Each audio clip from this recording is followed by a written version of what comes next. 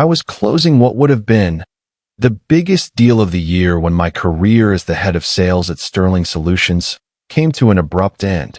The reason was laughable. The board said I wasn't dominating enough, and so they preferred an aggressive approach to my relationship-based approach, which I had used to make Sterling Solutions the city's leader in the logistics solutions industry. Before we continue, please like this video. Also subscribe to our channel. And let me know in the comments where you are watching from. 40 floors up, glass walls, late afternoon sun bleeding into the skyline. The kind of room built to intimidate vendors. Across from me sat Victor Lang, CEO of Northbridge Logistics. Mid-40s, sharp eyes, controlled posture. The kind of man who didn't waste syllables. Two of his executives flanked him. The CFO on the left, the operations director on the right. Silent, observing. My slide deck was paused on a risk mitigation chart. Victor tapped his pen lightly against the table. Ethan, he said evenly. Every company that sits in that chair promises partnership. Everyone claims they'll protect our margins. What makes you different? I didn't stand. I didn't click to the next slide. I leaned forward slightly. In Q3, I said, your expansion into the Midwest increases outbound freight by 27%. Your warehouse automation won't synchronize fast enough. That creates a 3-week bottleneck. The CFO looked up immediately. Victor's pen stopped moving as he paid more attention. And during that window, I continued, calm, measured, cash flow compresses. If we structure invoicing traditionally, you'll need short-term credit. That increases your borrowing cost. The operations director shifted in his seat. Victor studied me carefully now. You analyzed our liquidity projections. Yes. And you're proposing? Staggered invoicing, tied to shipment thresholds. No compression. No emergency credit. I replied. Silence followed for a while. Then my phone buzzed. Once. I ignored it. Victor didn't break eye contact. We also noticed your compliance exposure increases during the first quarter after expansion. We've already pre-allocated audit support. No additional fees. The CFO leaned toward Victor and whispered something. My phone buzzed again. Longer this time. Victor glanced at it. You may want to check that. It can wait, I replied. The room held tension like a drawn wire. I advanced the slide. Projected savings. Risk insulation. Implementation timeline.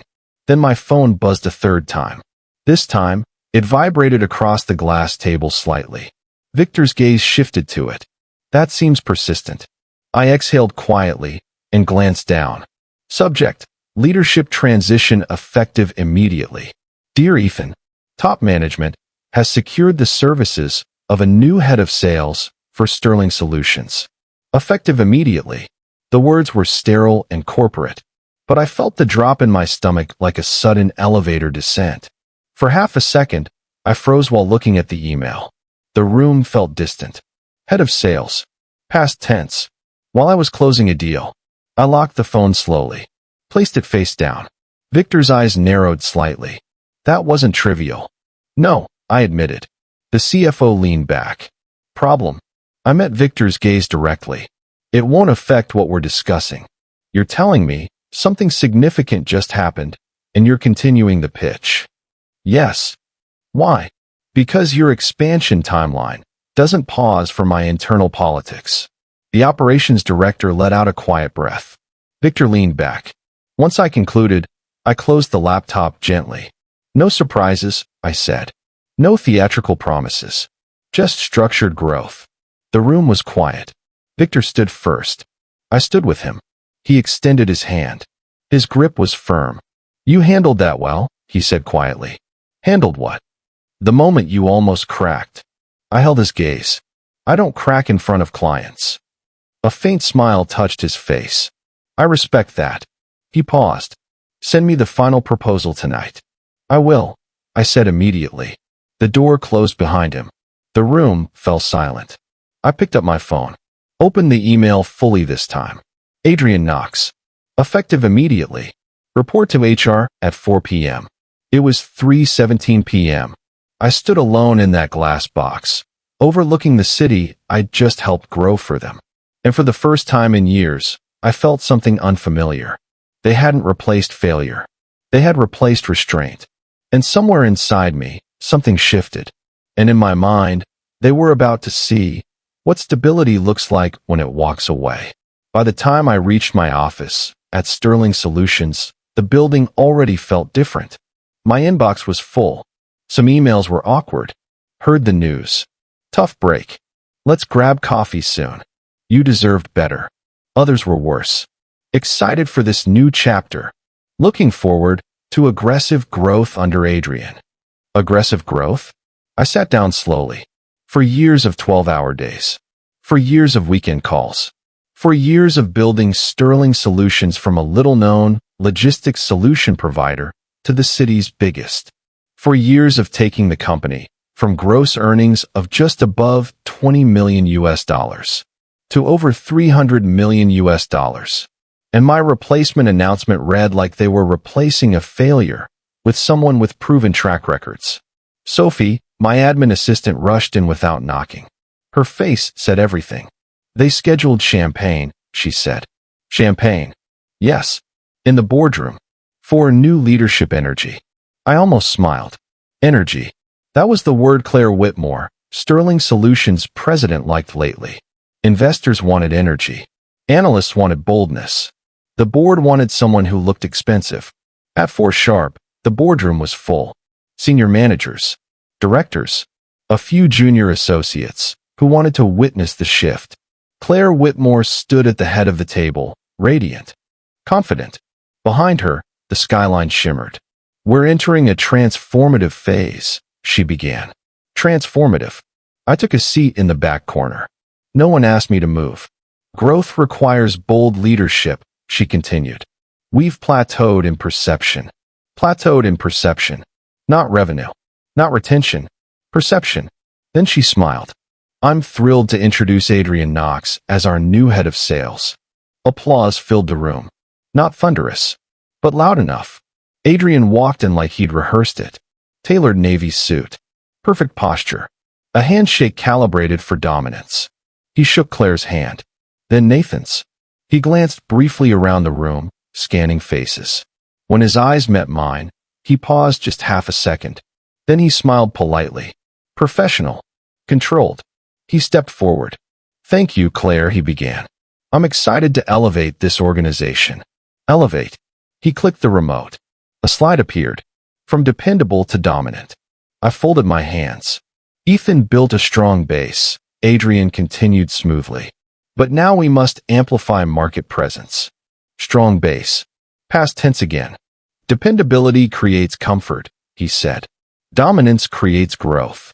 A few executives nodded eagerly. Nathan leaned forward, impressed. Adrian moved with practiced rhythm. We'll reposition pricing to reflect premium value. Standardize contracts to increase leverage. Aggressively pursue expansion. My jaw tightened slightly at the word standardize. Sophie, seated 2 chairs ahead of me, glanced back briefly. She knew. DFX Logistics did not tolerate standardization. They tolerated understanding. Adrian continued.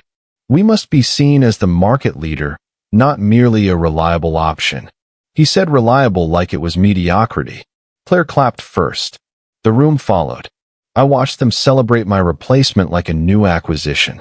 When the applause settled, Claire looked toward the back. Ethan, she said lightly, would you like to say anything? Every head turned. I stood slowly. No slides. No notes. Just me.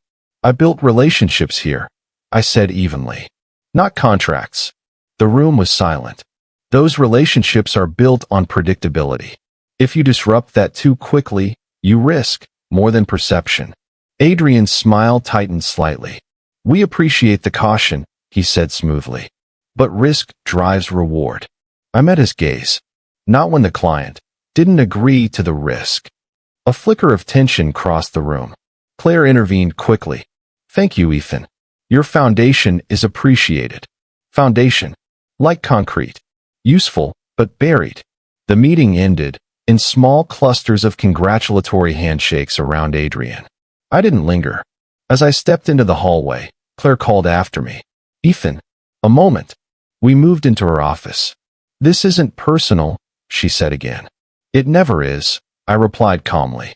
We need stronger presence in high-stakes negotiations.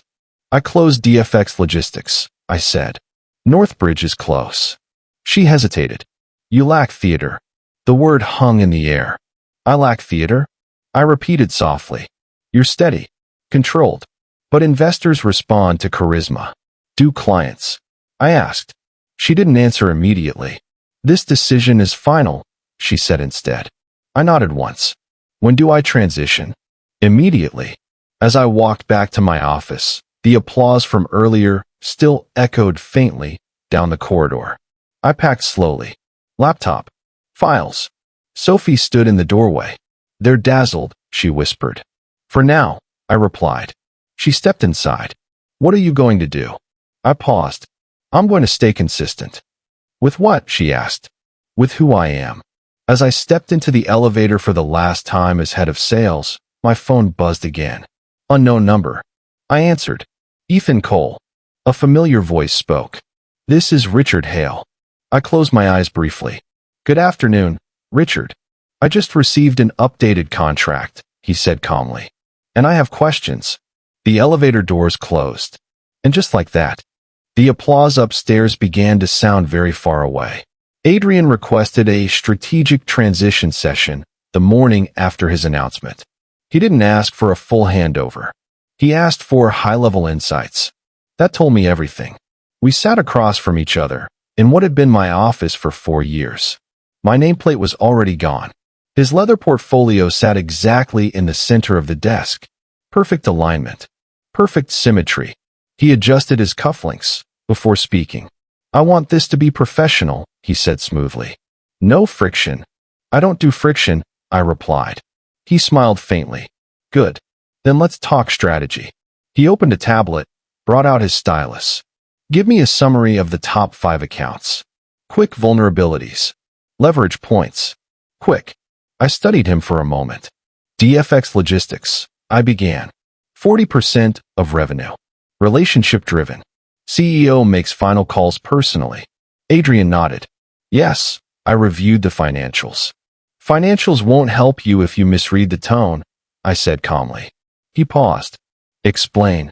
They operate on thin liquidity during Q3 expansion cycles. We structured flexible invoicing to protect that. He wrote something down. We can increase margin there, he said. They're underpriced relative to market benchmarks. I held his gaze. They're loyal because they feel protected. Protection doesn't scale, he replied. It compounds. He leaned back slightly. Ethan, I appreciate the caution. But we're repositioning. Repositioning what? Perception. Of whom? Silence lingered. He tapped the tablet lightly. Dependable is fine, he continued. But we need to look elite. Elite to who? I asked. Investors. Analysts. Market competitors. And the clients? He gave a small, dismissive shrug. They'll adjust. I almost laughed, but I didn't. DFX Logistics doesn't adjust, I said quietly. They calculate. He stood and walked toward the window. I've doubled revenue in 2 previous firms. By keeping clients? By pushing them. Did they stay? He didn't answer directly. Instead, he turned back toward me. I sense resistance. You sense reality. He walked closer, lowering his voice slightly. You think I'm here because you failed? No, I said calmly. I think you're here because I didn't perform. That stopped him. What does that mean? I don't make noise in boardrooms. I don't sell dominance. I sell predictability. He studied me more carefully now. You think this is about theatrics? I know it is. He exhaled slowly. Markets reward bold moves. Markets punish reckless ones. He returned to his seat. Let's talk Northbridge, he said. You were mid-negotiation. Close to finalizing. Projected margin? Healthy. He tapped the tablet again. We may restructure the pricing model. I felt my jaw tighten slightly. Victor Lang respects stability. Victor Lang respects strength. He respects composure. I corrected. Adrian's eyes narrowed just slightly. You're implying I lack composure? I'm implying you lack context. The air shifted. For the first time, his smile faded completely. Careful, he said quietly. With what? With bitterness. I met his stare evenly. I'm not bitter. I'm observant. He leaned forward. Let me be direct. The board believes your approach capped growth. My approach protected retention. Retention isn't expansion. Retention is the foundation of expansion. He paused. Your language is defensive. No, I said. It's structural. A knock interrupted us. Claire stepped inside without waiting. How's the transition? She asked brightly. Smooth. Adrian replied instantly. I said nothing. Claire looked at me. Ethan, we'll need you to formally introduce Adrian to DFX Logistics leadership next week. Adrian turned slightly toward her. That won't be necessary, he said. I prefer fresh dynamics. Claire hesitated. You're sure? Yes. He looked at me directly. I'll handle it. Claire nodded slowly. Very well. She left. The door closed. Silence returned. Adrian adjusted his jacket. I don't need a bridge, he said quietly. I build my own. I stood. Just don't burn the one that's already built. He watched me carefully. You really believe DFX Logistics would leave over pricing adjustments? I believe DFX Logistics would leave over disrespect. He shook his head slightly. You underestimate brand leverage. And you overestimate it. He picked up his tablet. That'll be all for now. I walked toward the door. Just before stepping out, I stopped. One more thing. He looked up. In DFX Logistics meetings, I said calmly. Richard tests silence. If you rush to fill it, you lose ground. Adrian gave a small, confident smile. I don't lose ground. I nodded once. Then I left the office that no longer belonged to me. As I walked down the hallway, I realized something important. Adrian wasn't incompetent. He was intelligent, polished, ambitious, but he believed pressure created loyalty. I knew something different. Pressure reveals loyalty, and if he applied it without understanding, the fracture wouldn't be loud. It would be decisive, and when it happened, it wouldn't look dramatic. It would look like a phone call, and silence on the other end. 3 days later, Adrian called DFX Logistics. He didn't tell me. I only knew because Sophie called that afternoon. I was halfway through packing the last box from my apartment office when my phone rang. Ethan, she said quietly. What happened? There was a pause. Adrian scheduled a pricing review with DFX Logistics. I closed the box slowly. Already? Yes. He hasn't even met them in person yet. I told Claire that, she said. And? She said Adrian knows what he's doing. I leaned against the desk. What exactly is he reviewing? Contract structure. My jaw tightened. He's not touching invoicing thresholds, is he? Silence. Sophie. Yes. I exhaled slowly. Did he talk to Richard first? No. That was mistake number 1. DFX Logistics never reacted well to surprises. Not operational ones. Not financial ones. And definitely not structural ones. What's his angle? I asked. He says the account is underpriced. Compared to what? Market benchmarks. I almost laughed. DFX Logistics wasn't a benchmark account. It was a relationship. For years of late-night calls, warehouse visits, crisis logistics, emergency freight adjustments. Benchmarks didn't build that. People did. Did Richard agree to the meeting? I asked. He didn't decline. That worried me more. Richard declining meant disagreement. Richard accepting meant evaluation. And Richard evaluating meant someone was about to be tested. The meeting happened the following morning.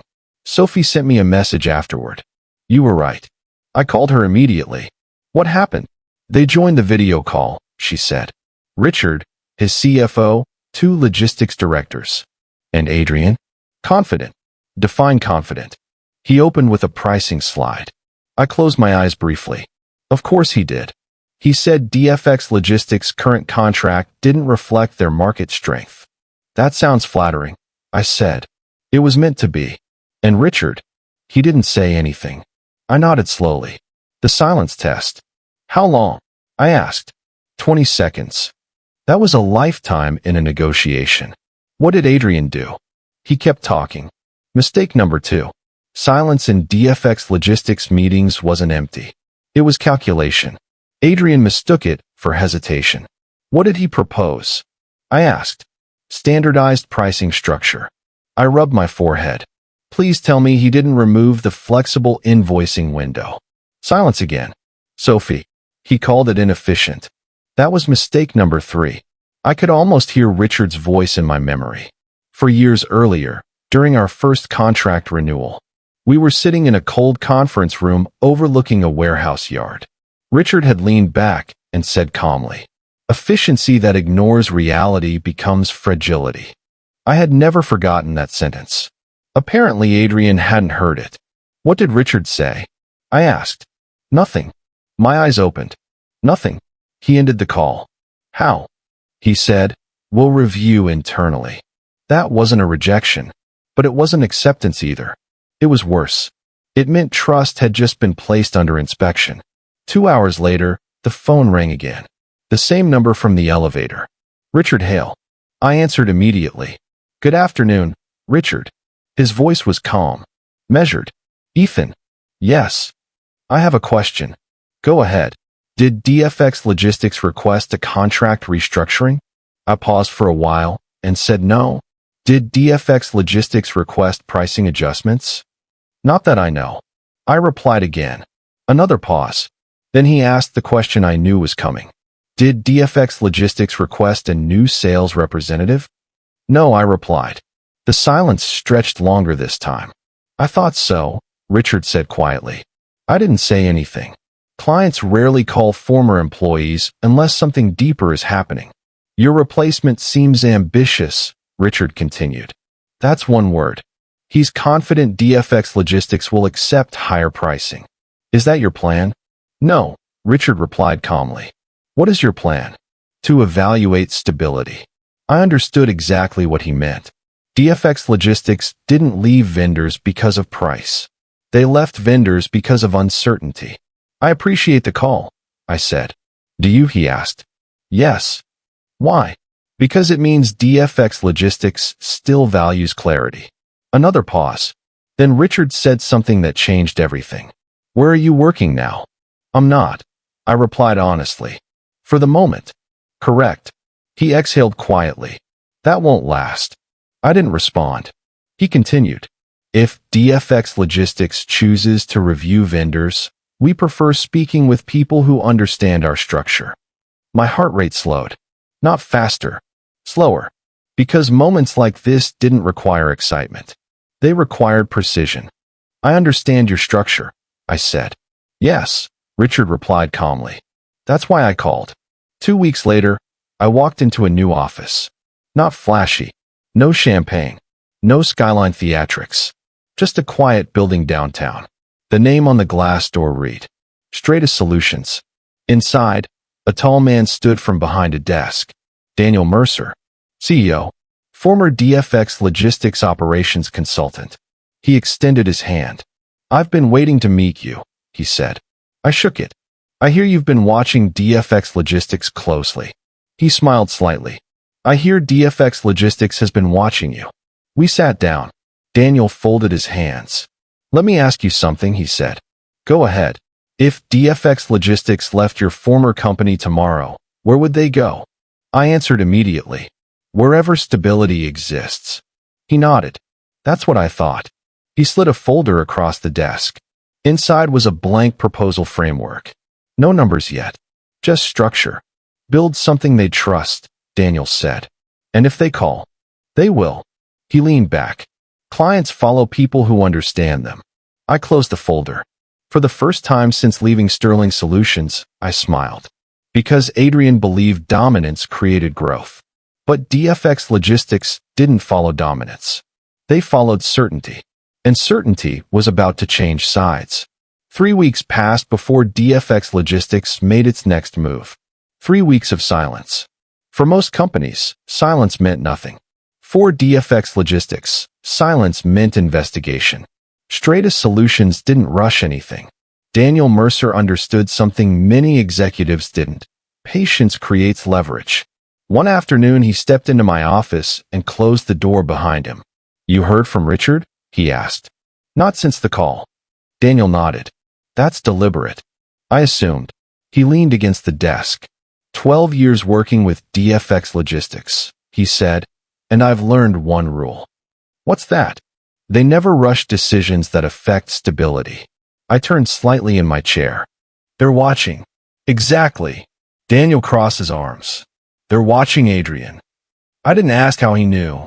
Logistics industries were smaller than people thought. Executives talked. Consultants talked. Clients talked. And pressure made people talk even faster. What's Adrian doing? I asked. Daniel smiled faintly. Exactly what ambitious executives always do. Push. Hard. Sophie called again that evening. Her voice was tense. He scheduled another meeting. With DFX Logistics? Yes. When? Tomorrow morning. I leaned back slowly. That's fast. He thinks they're negotiating. They're evaluating. I tried to warn Claire. And she says Adrian's aggressive approach is refreshing. Refreshing. That word again. Corporate leadership loved refreshing until it became destabilizing. What's Adrian proposing now? I asked. Sophie exhaled. Higher service tiers. That's dangerous. I know. DFX Logistics didn't buy tiers. They bought reliability. Is Richard attending? I asked. Yes. And he requested the entire operations team join. I stood slowly. That's not negotiation. What is it? Stress testing. The meeting lasted 40 minutes. Sophie summarized it for me later that afternoon. They challenged everything, she said. Everything. Every projection Adrian made. I nodded. That sounded like Richard. What happened when they questioned implementation? I asked. He doubled down. Of course he did. What about the pricing increase? They asked how service reliability would improve. And he said premium pricing signals market dominance. I closed my eyes briefly. Richard hates that phrase. I know. What did Richard say? He said one sentence. What sentence? Sophie paused. Then she repeated it slowly. We don't pay for signals. We pay for certainty. I smiled slightly. Classic Richard. And then I asked. The meeting ended. Just like that. Yes. 2 days later, DFX Logistics ended its contract with Sterling Solutions. My former company. 40% of their revenue. Gone. Adrian learned about it the same way I had learned about my replacement. An email. Subject line. Vendor transition notice. Sophie forwarded it to me. Just one line below. He's in Claire's office right now. I looked out the window of my new office at Strata Solutions. The skyline looked the same, but everything had shifted because some executives believed success came from dominance. Others believed it came from visibility. But DFX Logistics had always believed something simpler. Consistency. And consistency had just changed sides. The next morning, Daniel Mercer and I met with the DFX Logistics executive team in their familiar conference room. Richard Hale sat at the head of the table, calm. His CFO and 2 logistics directors flanked him, eyes sharp, ready. I opened the meeting without slides. Your Q3 expansion schedule hasn't changed, I said. The CFO looked up immediately. It hasn't. No, I confirmed. You still face a 3-week liquidity compression window. Yes, Richard replied. And your automation rollout still overlaps with that period. Richard's expression remained neutral. Correct. I leaned forward slightly. So we structured something simple. I slid the proposal across the table. Flexible invoicing, operational buffers, pre-allocated audit support. Every structure DFX Logistics had relied on before, but improved. Daniel Mercer spoke next. We're not here to impress you, he said calmly. We're here to protect your expansion. Richard studied the documents for a long moment. Then he looked at me. You understand something many vendors don't. What's that? I asked. That your business doesn't reward noise. I nodded. It rewards stability. He closed the folder slowly, and for the first time in the meeting, he smiled slightly. "Welcome back, Ethan." By that afternoon, DFX Logistics had officially transitioned their business to Strata Solutions. 40% of revenue transferred with zero disruption. Their confidence in stability and in me intact. Adrian, meanwhile, learned what I had always known. Dominance might create growth in theory, but it didn't earn loyalty. Pressure didn't build partnerships. It revealed cracks. DFX Logistics didn't leave because of price. They didn't leave because of authority. They left because trust had been tested, and they followed certainty. And Strata Solutions had just become that certainty. Meanwhile, at Sterling Solutions, as I later learned from Sophie, the boardroom was still louder than usual, almost filled with their usual ego from the time I left 3 months earlier. Numbers were projected across the massive screen at the front of the room. Revenue charts, forecast models, client stability reports.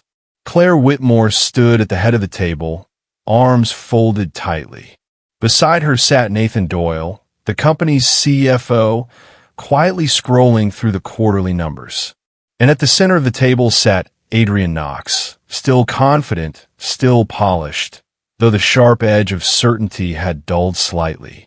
Nathan cleared his throat. "There's an issue with DFX Logistics." The room shifted. Claire looked up. "What kind of issue?"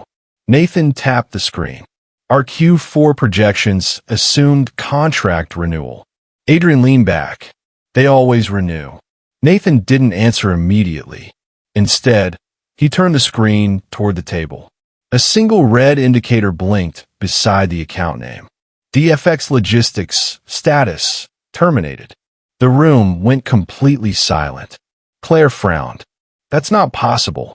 Nathan's voice remained steady. "They formally ended their contract this morning." Adrian leaned forward now. "That contract is locked into a 3-year framework." "They invoked the relationship clause," Nathan said. Adrian's eyes narrowed. "That clause requires CEO authorization." Nathan nodded slowly. "It was authorized." Claire looked toward Adrian. "When did this happen?" Adrian's jaw tightened. "This morning." Claire's voice hardened. "Why wasn't I informed immediately?" Adrian tapped the table once. "Because it's temporary." Nathan shook his head. "No." He zoomed the screen. Another document appeared. A signed partnership agreement, but not with Sterling Solutions. The logo on the document was unmistakable. Strata Solutions, a competing firm. Claire leaned closer. "Who negotiated this?" Nathan scrolled down. The name appeared at the bottom of the document.